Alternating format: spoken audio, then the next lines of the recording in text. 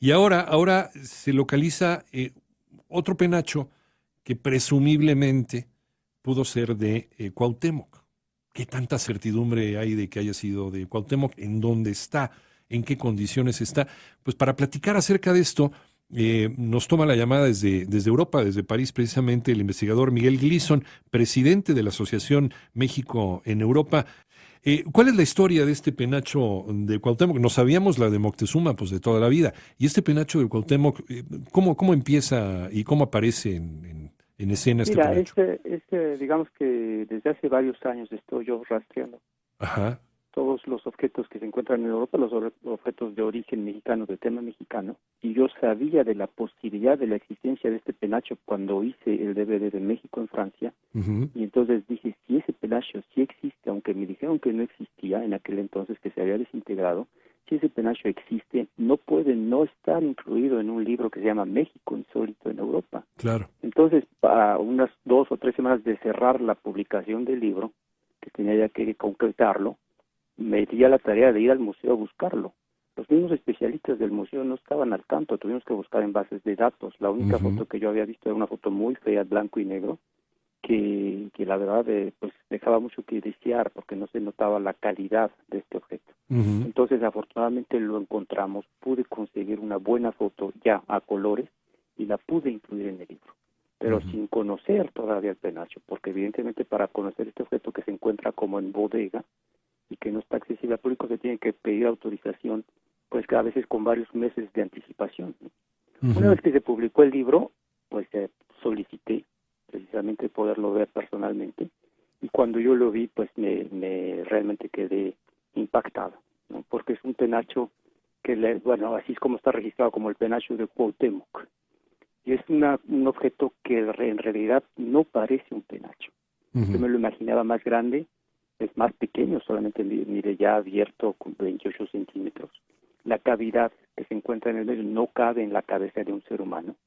Entonces, si es un penacho, tenía que ser un penacho sobreelevado, Ujú. que se coloca o que se colocó en una estructura como de un tocado, ¿no? Como un penacho Ajá. sobrelevado. Un tocado te iba a Entonces, decir. de Ajá. ahí, pues empezamos a ver con los curadores, los especialistas de ahí mismo del Museo de Quebranguí de París, y entendimos que probablemente no era un penacho, ¿no? Que era otro objeto. Ujú. Buscando en los códices, sobre todo el códice florentino, el códice Sagún, me di cuenta que había muchos objetos que tienen este tipo de objeto hecho de plumas, que es impresionante porque tiene alrededor de 200 flores, es decir, Ujú. son flores que están hechas de pluma, con sus pétalos y sus capullos, e inclusive los pistilos en algunos casos, y entonces podría ser más bien la decoración de un cetro Ujú. superior o inferior, pero como la estructura de madera se encuentra la base más bien hacia arriba, pues más bien sería la parte inferior de un cetro.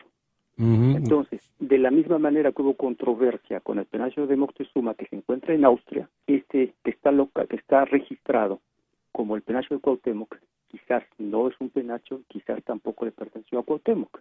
Y Así mi es. labor que yo mismo me autoimpuse es comunicar esto, pero yo no tengo la capacidad y toda la trayectoria que algunos especialistas sí tienen en México, sobre todo en el INA, y yo les presenté a ellos varias fotografías, inclusive un video que yo hice para invitarlos a venir acá a Francia a estudiar, a analizar de más cerca este objeto para determinar pues si es un penacho y si sí le perteneció a Cuauhtémoc, ¿no? Ujú. Ujú. Entonces, las autoridades del INA ya están invitadas. Lo único que estamos esperando es que encontrar la oportunidad o encontrar el momento más propicio para que se haga esta investigación, Ujú. para ir más al fondo, para poder entender mejor este objeto. Faltan Es un estudios objeto sumamente concluyentes. importante, Ajá. aunque no le haya pertenecido a Cuauhtémoc, quiero recalcarlo, Sí, sí. porque pues en todo el mundo, lamentablemente hasta nuestros días, solamente han llegado 7 objetos de arte plumario prehispánicos. Hay muchos otros que son de la época novohispana, pero prehispánicamente solamente hay 7, de los cuales 5 están en Europa y 2 están en México. Entonces, de probarse la autenticidad de este objeto, de probarse que es prehispánico, y también que es mexicano, porque también no sabemos, podría darse Ujú. el caso de que no es mexicano, sino que es más bien de por allá del Amazonas, ¿no? Aunque todo parece indicar que sí es mexicano. Entonces, de probarse esto, este será el octavo objeto de arte plumario prehispánico, y por eso es de gran importancia, aunque no le haya pertenecido a Cuauhtémoc. Todo eso no se sabe, ¿no? Sí, el hecho de que sea de los pocos remanentes del arte plumario es lo que le da esa categoría especial. Claro, evidentemente mucho más y sí le pertenece a Cuauhtémoc, pero eso está por determinarse. Claro, porque además en las crónicas también se nos muestra que Moctezuma, Cuauhtémoc, los personajes muy principales de estas culturas, pues tenían infinidad también de tocados y de penachos. Diariamente los artesanos les hacían uno nuevo, en fin, ¿no? Todo esto pues, me imagino que se destruyó por el pillaje o por las guerras o por el fuego, por la mala conservación, pero ha de ser muy difícil, ¿no? El certificar que perteneció a estos gobernantes. Por supuesto que es lo más difícil el certificarlo, de la misma manera que sucedió con el penacho de Moctezuma. Claro.